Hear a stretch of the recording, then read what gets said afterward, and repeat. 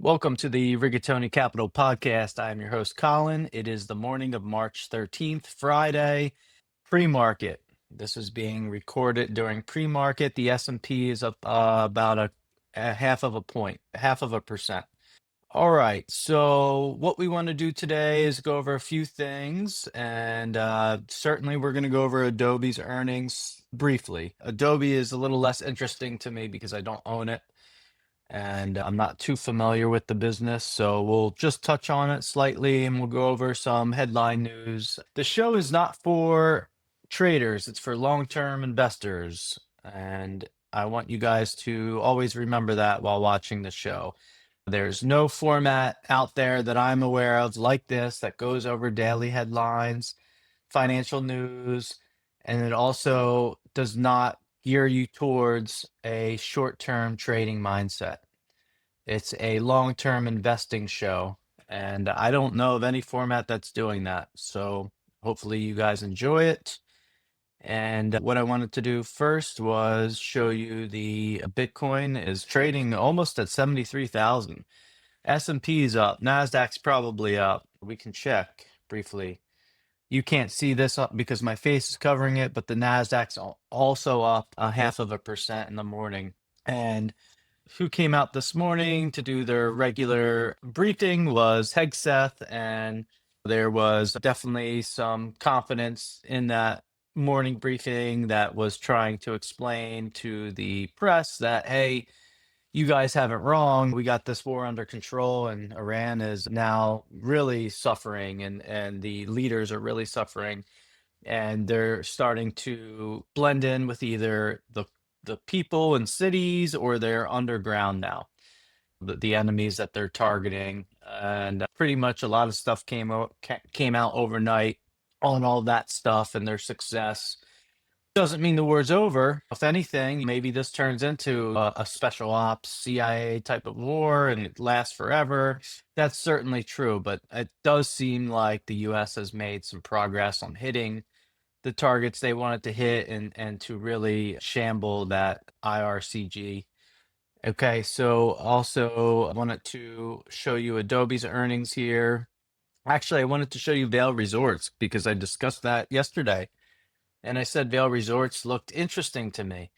Vail Resorts does not look interesting to me when I dove into it. This is not the type of business I'm interested in.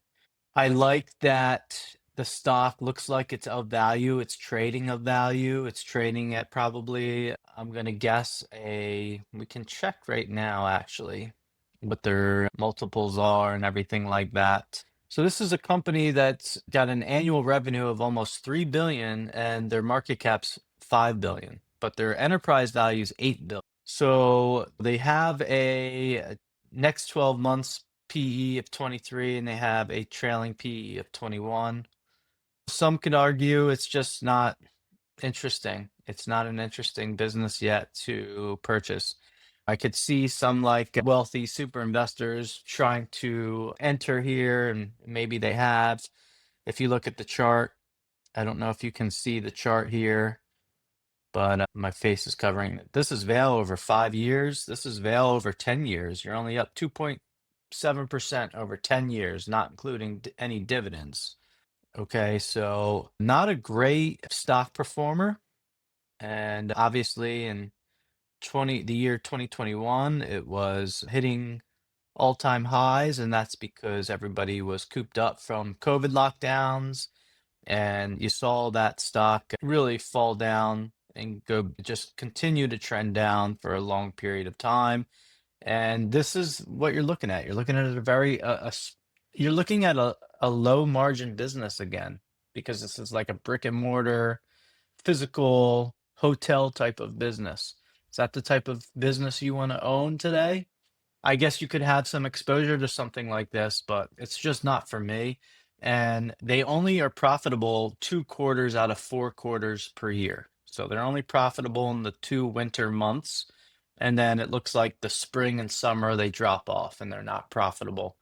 And I'm guessing that's because of this is ski resorts, right? So, and that's like that every year. So annually they make some profit here, but it's not a lot of profit as you can see if you're looking at this. And the revenue does look decent. It does look like it grows over time, but their net income is not growing. If anything, it's been shrinking since that 2022 timeframe. So, and by the way, this is annual if you're watching, if you're looking at the screen. So Vail Resorts, not interested, and good luck to anybody that's trying to cherry pick the bottom on that one. I'm not going to show this video, but I thought it was funny. Just a reminder of oil longers. It's especially if you're an oil longer and you continue to win, it's not the right outcome. And I think I want to use this for also silver.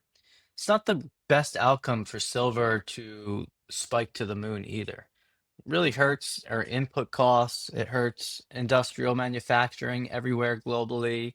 It really will, it really makes things difficult when the price of something like a refined silver goes up that much in price, and copper and all these raw materials. Yeah, you can get wealthy in your little stock portfolio, but what does it mean, for the entire globe in terms of growth? And what does it mean when oil spikes like this? And hopefully oil does come down. But this was a video from The Big Short, my favorite movie ever. Stop. Stop. Stop that. Tony, stop it. Stop. What? You have any idea what you just did? Come on, we just made the deal of our lifetimes. We should You celebrate. just bet against the American economy. Fuck yeah, we did. Yeah. Fuck yeah. Which Oh. means, if we're right, people lose homes, people lose jobs, people lose retirement savings, people lose pensions. You know what I hate about fucking banking? It reduces people to numbers. Here's a number: every 1% unemployment goes up, 40,000 people die. Did you know that? No. Did you know that? No, I didn't know that. We're just excited. All right. Well, in times of war and oil spiking, be like Brad Pitt. Don't be like those two guys that were cheering when that was during the GFC. That was the film The Big Short, one of the best films of all time. Accrued interest, Simeon McMillan, he posted a article that on Substack that says the Pokemon theory of media investing, why some ad businesses are built to evolve and why others are stuck. I'm not going to read through this. I'm going to just tell you to check out Accrued Interest on Substack so you can read his post. And I'm not going to read through this again, like I said, but I'm going to tell you that the Simeon's got experience in advertising, in the advertising space, and also on the investing side as well. So pretty much he's very bullish. He thinks Google and Meta are the top two tier advertising sales, advertising monsters. The gorilla's in the room. It's Google, Meta, and then right under that, he has AppLovin, who's ready to battle. And then below that, he has these other third tier players like a Reddit, a Pinterest. Those type of companies he's not so bullish on, and he sees issues. And today online, you post something like this, and then you get like a crowd of young, I want to say, traders or investors that have bought into the Reddit story. They're very bullish on Reddit long term, and they get upset when somebody says, "Hey, Reddit has some issues here." They're not anywhere on the same page as Meta and Google. In fact, I think AppLovin's a better investment. And then people kind of like get all upset. So there's emotion involved, and investing is not emotional. Investing is not emotional. If you feel like you need to stick up for one of the investments you have a problem. You have a problem. You're not investing. Okay. Anyway, the Accrued Interest newsletter by Simeon McMillan on Substack. Highly recommend. On Substack the other day, 6 days ago, in fact, Mark Randolph, I guess, wrote, my path to entrepreneurial success was not linear by any stretch of the imagination. I didn't start working in tech until I was 32. I didn't even move to California until I was 30. And he's been a founder of a lot of different companies. He was involved with Netflix, from what I understand. And what he wanted to show you was an illustration about, like, don't be afraid. Just remember, like, compounding takes time. But I like this post because it shows you a picture if you can see it here. It says the plateau of latent potential. Okay. And it shows you that you go through this period of time where you have a valley of disappointment in terms of any returns. That could be exercising, that could be your diet, that could be your career, that could be investing and buying and holding a long-term stock portfolio. So you go through a valley of disappointment, and then suddenly during a longer period of time, you see like an exponential hockey stick go up. But you think that you're just going to see something more gradually go up over a long period of time. And it says what you think should happen. And it shows you that line. And it says we often expect progress to be linear. At the very least, we hope it will come quickly. In reality, the results of our efforts are often delayed. It is not until months or years, but for investing, we have to use years in this situation, in this context, that we realize the true value of the previous work we have done. It is not until months or years later that we realize the true value of the previous work we have done. This can result in a valley of disappointment where people feel discouraged after putting in weeks or months of hard work without experiencing any results. However, this work was not wasted, it was simply being stored. It is not until much later that the full value of previous efforts is revealed. Yeah, I hear that. I had 0 subscribers on Substack when I started to write a year and a half ago. And I think I'm in the middle of seeing some progress there. I'm seeing subscribers, and I must be getting recommended on Substack. And I found my niche. I found the type of target market. They found me. I was always there, but they finally are finding me. And the same is going to happen with YouTube. I have 30 subscribers this morning on YouTube. But eventually, if I'm consistent and really I enjoy this, so I don't care if I get really any subscribers, no offense, I want you to subscribe because I want to give you some kind of value. And the value is think like a long-term investor. Another reason to subscribe is don't be so fooled by some of these headlines that are talking to you as if you're a trader, but really you're a long-term investor. So hopefully over time this will compound and more people will follow my content on Spotify or YouTube. And if you've subscribed, thank you so much. And please reach out to me. I will definitely reply. Adobe plunges to 7-year low on CEO resignation, muted forecast. Yeah, we know the CEO has resigned, and I don't believe we know who the next CEO will be. So we're waiting for them to figure that all out.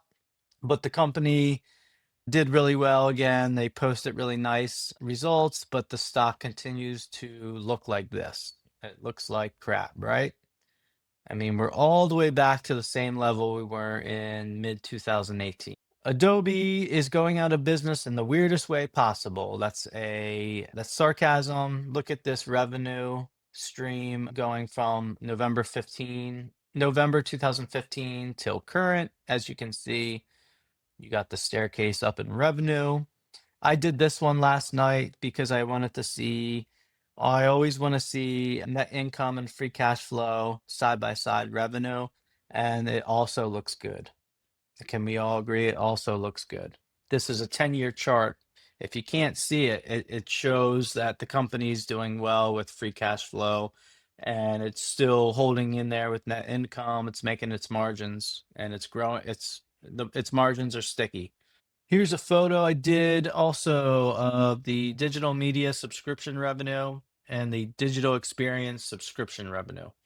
So these are their two sources of revenue. Their digital media subscription revenue is the bulk of their revenue. So I did a stacked bar chart so you can see the two sources of revenue continue to grow slowly. They are still growing at a nice CAGR. All right, so that's Adobe. I guess I don't really have much to say about Adobe other than I don't own the stock. I don't plan on buying the stock.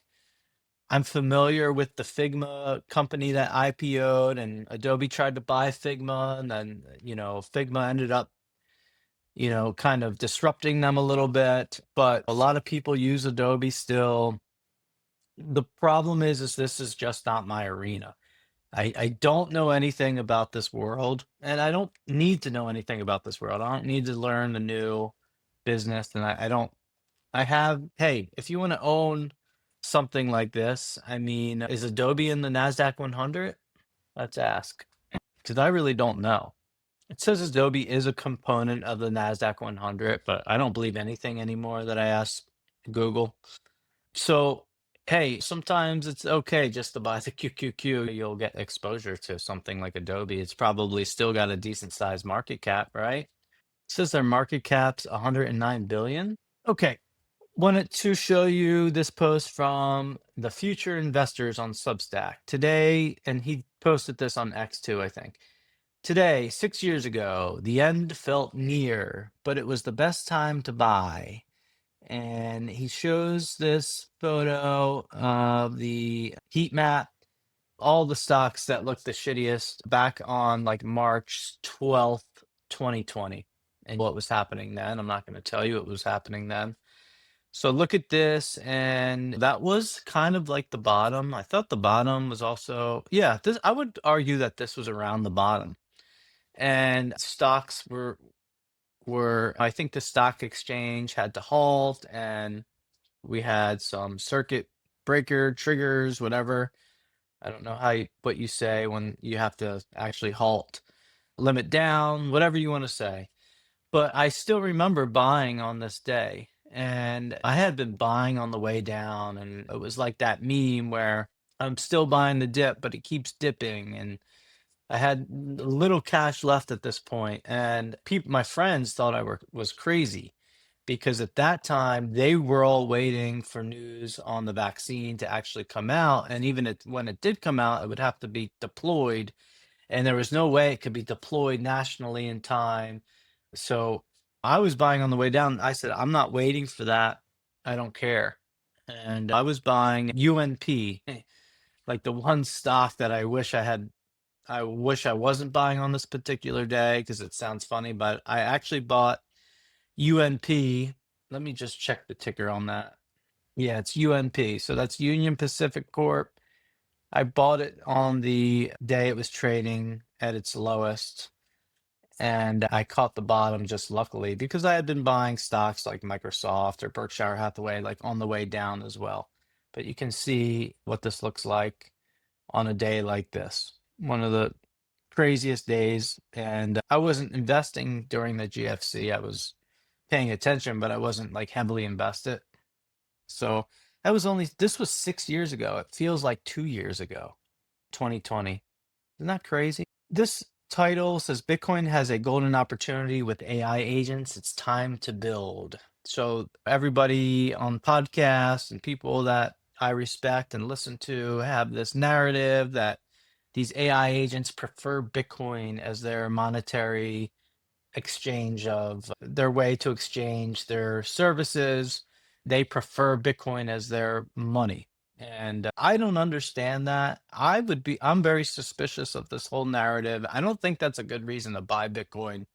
I hope it's true, but I think anybody that pumps this type of narrative, I think it sounds smart and it sounds kind of sci-fi and it gets attraction, but I'm not buying it. And I'm a big Bitcoin bull. I think Bitcoin is going to be a big winner in terms of an investment, like a long-term buy and hold investment. But this narrative saying that like the robots are going to prefer Bitcoin to be paid for their services and their time, I think that's bullshit. Wall Street Journal says Ulta Beauty expects growth to slow this fiscal year as consumers focus on value.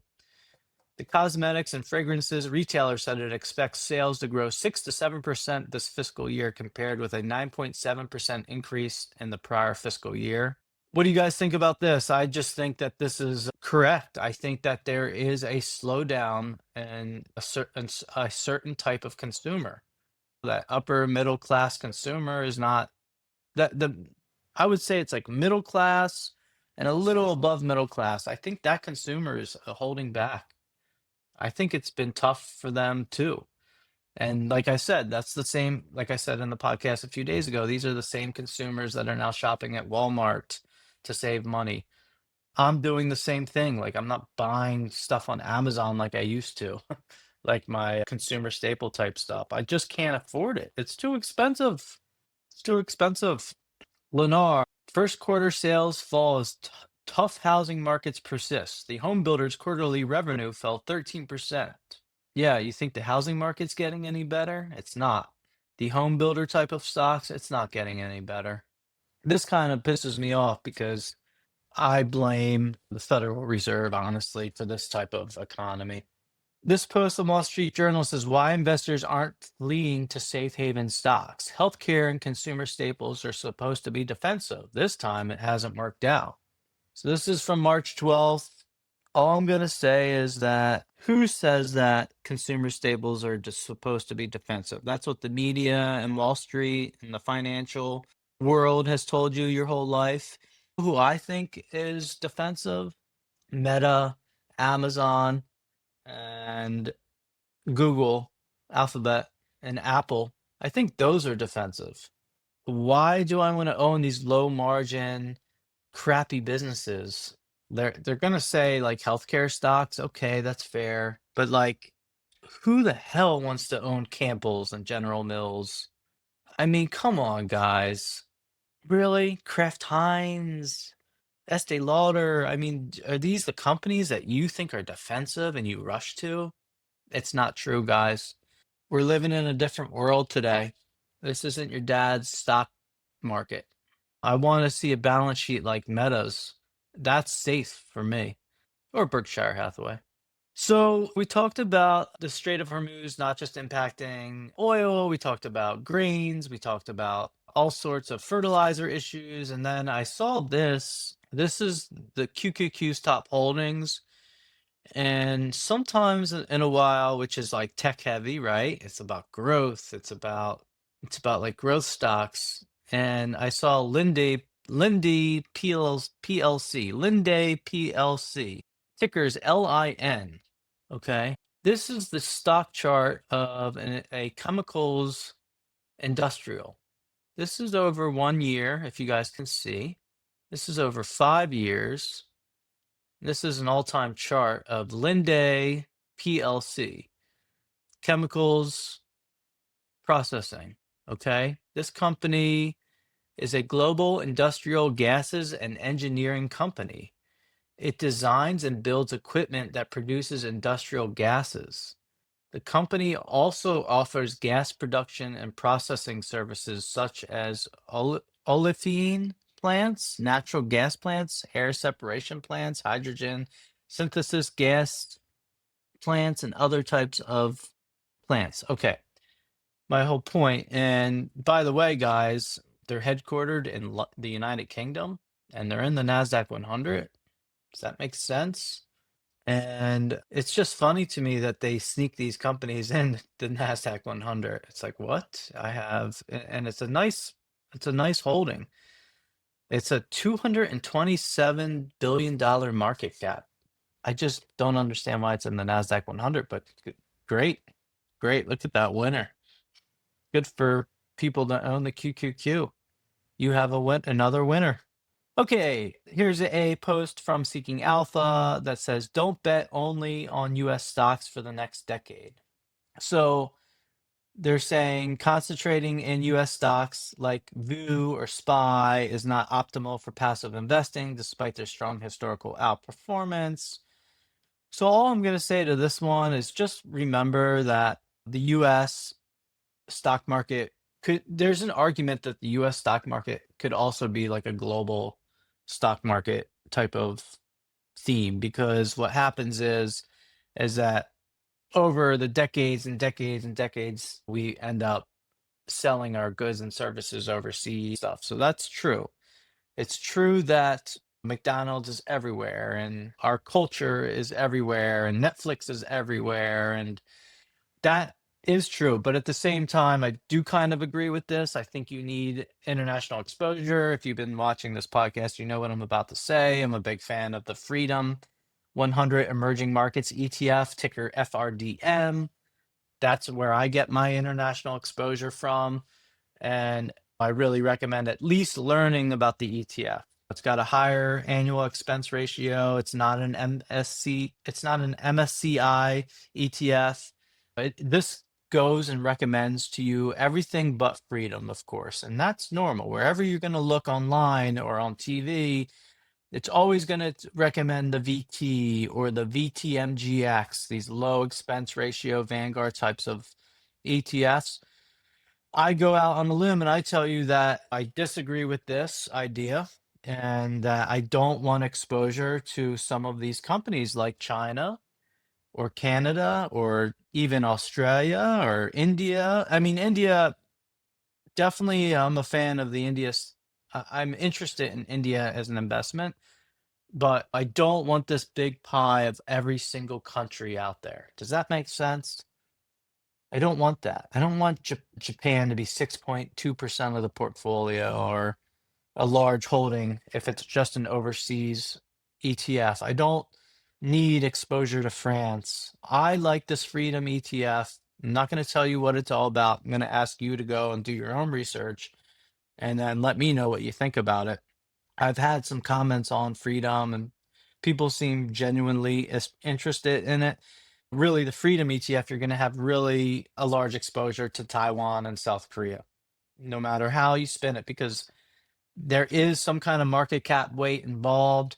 And Taiwan and South Korea, it definitely has the large beasts. They have the Samsungs, the SK Hynix, and they have Taiwan Semi. And that is going to be a large part of that portfolio. But what's wrong with that?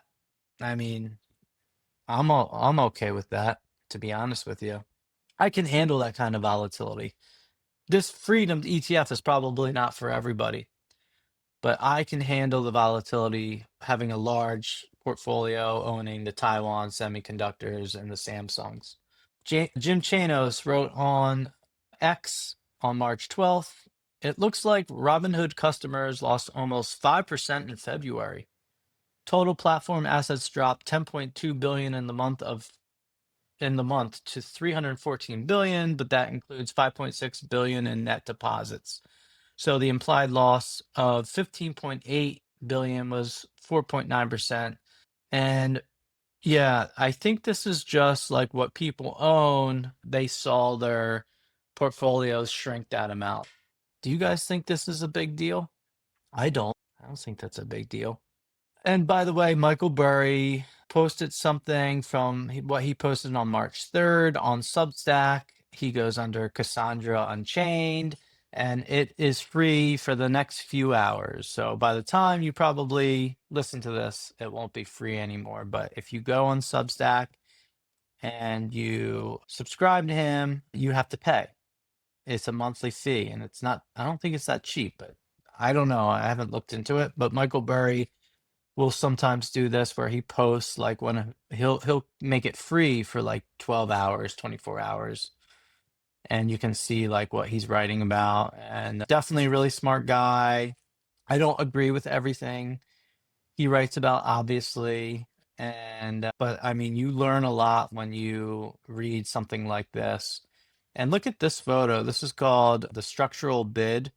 It shows you how there's this ongoing bid from the year 1990 till current of DC plan assets. DC plan assets, passive equity funds. So this is like your 401ks and how like it goes into the S&P Vanguards and just like it's a relentless bid. This is called the structural bid. Well, it's relentless.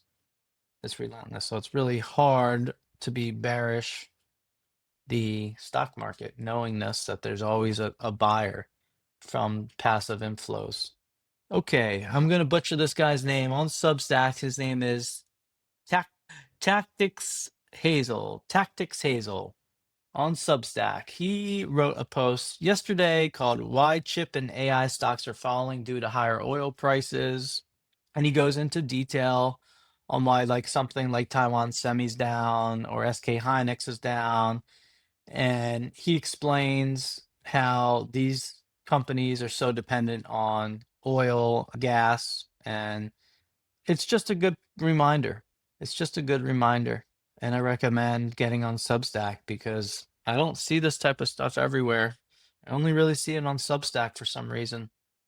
The best information I get is from Substack. Charlie Bilolo wrote, gas prices in the US are up over 20% in the past 2 weeks, from $2.98 a gallon to now $3.59 a gallon. That's the biggest 2 week spike that we've seen in the past 30 years. Now that's crazy. That's crazy. Look at that. Look at that. So, yeah, would you expect volatility in the stock market? Yeah. And this is the type of stock market we want to see: crazy volatility, traders getting whacked, retail getting whacked, people trying to time the market, like trade in and out during the day. Yeah, good luck. All right. And I leave you with something which is the ETS ITA. The ITA ETF, that is the iShares US Aerospace and Defense ETF. If you can see what's going on here, this is a post from 2000. This is a chart from 2007 till current. Just look at that. If you would have been patient, let's say you bought in 2018 and you held it through the year 2023, 2024. I mean, you're really not up that much. You're frustrated. You're pissed you own too much Boeing because Boeing's a big holding in the portfolio, and you're frustrated that you own these old value industrials that get hit with inflation. And I hear you. I would have been frustrated too. But look, your patience has paid off. You're rocking and rolling now. Now, the CTO of Palantir was interviewed on with Patrick O'Shaughnessy. I forget his name. Shyam Sankar was interviewed on Invest with the Best. I believe that's the podcast with the gentleman with Patrick O'Shaughnessy. And they talk about these big defense manufacturers and how Palantir is helping these large defense manufacturers really kind of like operate as if they're in the next century, because a lot of the data they had and the ontology. And I mean, the guy is like super smart. Like I said, I hope he's the successor to Alex Karp one day. I hope it's in writing somewhere. Big fan of the Shyam Sankar guy. And I mean, definitely a breath of fresh air after listening to someone like Alex Karp speak on stage yesterday in DC as well for that AI conference thing. But I like Alex Karp. I'm just saying Shyam Sankar is definitely top notch, man. Keep that guy there at that company. And I'm an investor in Palantir, so I pay attention to everything Palantir. It's a really large holding of mine. After Maduro got captured in Venezuela, I decided to buy Palantir. It was really uncomfortable to buy Palantir because of its valuation, its forward multiple, its price to sales. It's the most expensive stock ever in history. And I bought the stock thinking that this was maybe a little bit of a swing trade, even though I'm a long-term investor. But right now, I'm happy I did because the stock has performed pretty well. It's kind of recovered from that SaaS AI disruption sell-off.